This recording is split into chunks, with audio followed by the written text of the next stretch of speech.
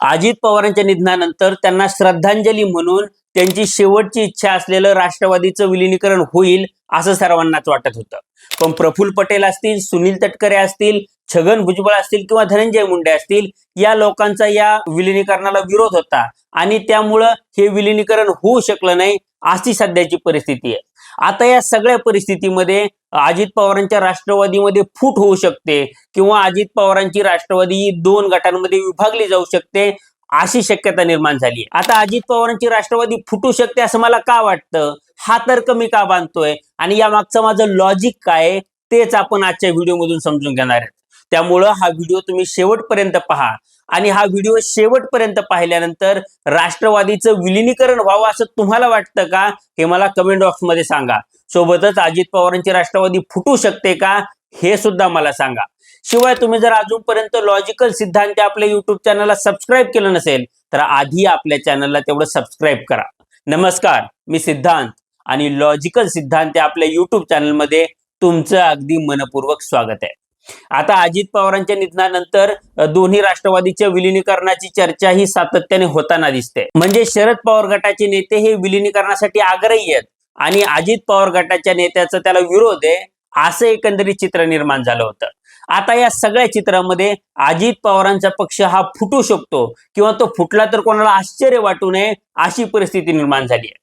मी असं का म्हणतोय ते एक एक करून समजून घेऊ. म्हणजे ते डॉट आपण जोडले तर हे संपूर्ण चित्र आपल्या समोर अगदी स्पष्ट होऊन जाईल. आता अजित पवारांच्या राग सावडण्याच्या दुसऱ्याच दिवशी सुनेत्रा पवारांचा शपथविधी झाला आणि त्या शपथविधीवर प्रचंड टीका झाली. म्हणजे तुम्हाला आणखी काही दिवस थांबता येत नव्हतं का असं सगळीकडून बोललं गेलं. पण या सगळ्या परिप्रेक्ष्यात आणखी एक गोष्ट घडली. ती गोष्ट कोणती आहे तर ती गोष्ट म्हणजे सुनेत्रा पवारांची विधिमंडळ पक्षनेतेपदी निवड होत असताना अजित पवार गटाच्या 30 आमदारांनी एक पत्र दिलं आणि ते पत्र कुणाला दिलं तर ते पत्र दिलं त्यांच्याच पक्षाच्या नेत्यांना, म्हणजे सुनील तटकरे असतील किंवा प्रफुल्ल पटेल असतील किंवा छगन भुजबळ असतील या नेत्यांना. आणि या पत्रात काय होतं तर या पत्रात होतं की सुनेत्रा पवार यांचीच राष्ट्रीय अध्यक्षपदी निवड करावी असं आमचं म्हणणं आहे. आता हे म्हणणं या आमदारांनी त्यांच्या नेत्यांना का कळवलं, म्हणजे अशी काय गोष्ट घडली आमदारांना हे पत्र लिहून नेत्यांना कळवावं लागलं की आमची इच्छा ही सुनेत्रा पवार या राष्ट्रीय अध्यक्ष व्हाव्यात ही आहे. याचा अर्थ कुणीतरी वेगळाच नेता हा पक्षाध्यक्ष पदाच्या रेसमध्ये होता आणि तो रेसमध्ये असलेला नेता पक्षाध्यक्ष होऊ शकतो असं या आमदारांना वाटलं आणि त्यामुळं सुनेत्रा पवार या अध्यक्ष व्हाव्यात असं त्यांचं जे म्हणणं आहे ते त्यांनी नेत्यांना कळवलं. आणि हा नेता अर्थातच प्रफुल्ल पटेल होते. म्हणजे प्रफुल्ल पटेल हे राष्ट्रीय अध्यक्ष होतील असं भाजपच्या नेत्यांनी जाहीरपणे किंवा इंटरव्ह्यूमध्ये सांगायला सुरुवात केली होती आणि त्यांनी नंतर त्यावरून माघार घेतली असली तरी त्यांना जो मेसेज द्यायचा होता तो मेसेज देऊन झालेला होता. आता या पत्रामध्ये सुनेत्रा पवारांना राष्ट्रीय अध्यक्ष करा ही मागणी जरी दिसत असली तरी ही प्रफुल्ल पटेल हे राष्ट्रीय अध्यक्ष होऊ नयेत हे मत छुप्या पद्धतीनं या आमदारांनी त्यांच्या नेत्यांना कळवलेलं होतं. आता यातली दुसरी गोष्ट म्हणजे फक्त 30च आमदारांनी हे पत्र का दिलं, कारण की अजित पवार गटाचे हे 40 पेक्षा जास्त आमदार आहेत.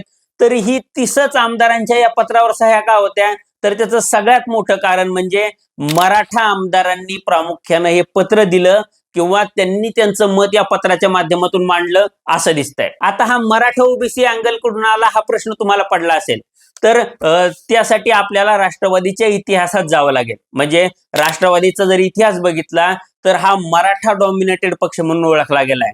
म्हणजे राष्ट्रवादीचे नेते हे मराठा होतेच पण राष्ट्रवादीचे मतदार हे बहुसंख्यपणे मराठा समाजाचे होते. तर अजित पवारांच्या निधनानंतर सुनील तटकरे असतील, छगन भुजबळ असतील, प्रफुल्ल पटेल असतील किंवा धनंजय मुंडे असतील या 4 नेत्यांच्या ताब्यात राष्ट्रवादी पक्ष गेलाय किंवा पक्षाच्या चाव्या गेल्यात असं एकंदरीत चित्र निर्माण झालं होतं.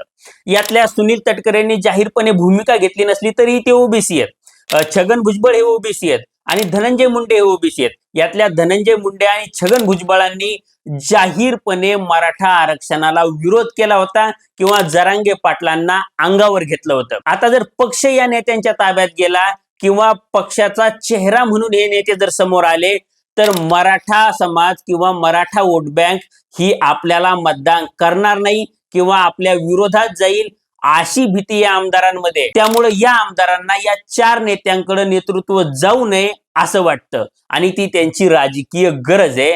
ही गोष्ट आपण समजून घेतली पाहिजे. आता ही सगळी राजकीय गरज समजून घेतल्यानंतर या नेत्यांव्यतिरिक्त सुनेत्रा पवार या पक्षाच्या अध्यक्ष व्हाव्यात, म्हणजे किमान अजित पवारांच्या कुटुंबात आपण पद दिलं किंवा पक्षाचा अध्यक्ष, पक्षाचा चेहरा हा अजित पवारांच्या कुटुंबातला आहे, हे प्रोजेक्ट करायला आपल्याला सोपं जाईल असं या नेत्यांना वाटतं आणि म्हणून त्यांचा सुनेत्रा पवारांच्या नावाला आग्रह आहे किंवा पाठिंबा आहे. आता या आमदारांचा सुनेत्रा पवारांच्या नावाला पाठिंबा असला आणि सुनेत्रा पवार या राष्ट्रीय अध्यक्ष झाल्या तरीही या 4 नेत्यांच्या हातातच पक्षाच्या चाव्या असतील किंवा पक्षाचं नेतृत्व आणि निर्णय प्रक्रिया ही या 4 नेत्यांच्याच हातात असेल अशी परिस्थिती आहे. आणि या सगळ्या परिस्थितीमुळं अजित पवारांच्या आमदारांमध्ये एक अंतर्गत घुसमट आहे, ही आपण समजून घेतली पाहिजे. आता अजित पवारांच्या आमदारांची ही घुसमट वेळोवेळी बाहेर आली.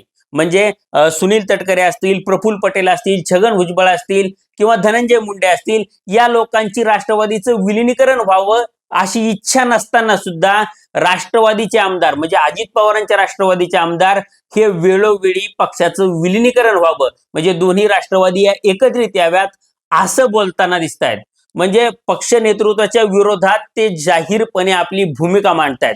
म्हणजे यामध्ये हिरामन खोसकर असतील किंवा अतुल बेनके असतील, यांनी जाहीरपणे पक्षाच्या नेतृत्वाच्या विरोधात जाऊन राष्ट्रवादीच्या एकत्रीकरणाची भूमिका मांडली आहे. हे तुम्ही मीडियामधून बघितलं असेल. आता त्यावर प्रतिक्रिया देताना सुनील तटकरे यांनी सांगितलं की ही हिरामन खोसकरांची वैयक्तिक भूमिका आहे. आता सुनील तटकरे असतील किंवा प्रफुल्ल पटेल असतील, या आपल्या पक्षाच्या शीर्षस्थ नेत्यांचा विलिनीकरणाला विरोध हे माहिती असून सुद्धा हिरामन खोसकर किंवा अतुल बेनके जर विलिनीकरणाची भाषा बोलत असतील तर ते या नेत्यांसोबत आपलं पटत नाहीये किंवा यांची भूमिका आम्हाला मान्य नाहीये हे जाहीरपणे सांगत असतात किंवा त्यांच्या भूमिकेतून ते हे गोष्ट दाखवून देत असतात. आता या गोष्टीला जोडूनच आणखी एक गोष्ट घडते आणि त्याकडे आपण लक्ष दिलं पाहिजे. ती गोष्ट कोणती आहे तर ती गोष्ट म्हणजे सुनेत्रा पवार असतील किंवा पार्थ पवार असतील, हे विलिनीकरणाबद्दल कोणतीही गोष्ट बोलताना दिसत नाहीये. म्हणजे त्यांचा विरोध आहे की त्यांचा पाठिंबा आहे,